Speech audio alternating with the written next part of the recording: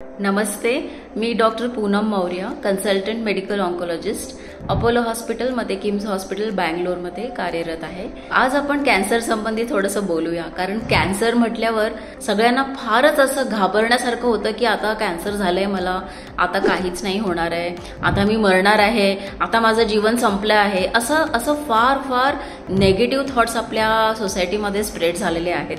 तर त्याचे फॅक्ट्स तुम्ही जाणून घ्या।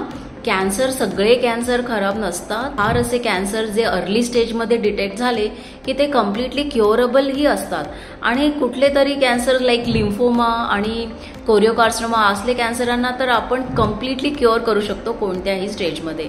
तर त्याच्यामुळे सगळ्या कॅन्सरना एकसारखं ट्रीटमेंट नाही आहे आणि सगळे कॅन्सर खराब नाही आहेत। तर व्हेरी फ्यू ट्रीटेबल कॅन्सर्स, म्हणजे त्यांचे खूप चांगले उपचार अवेलेबल आहेत। तर त्याच्याशी घाबरण्याची काहीही गरज नाही आहे। कॅन्सरचा खूप चांगल्या प्रकारे ट्रीटमेंट अवेलेबल आहे। त्याची माहिती जाणून घ्या, आपल्या डॉक्टरांशी भेटा, आणि त्याच्याशी घाबरण्याची काही गरज नाही आहे। थँक्यू।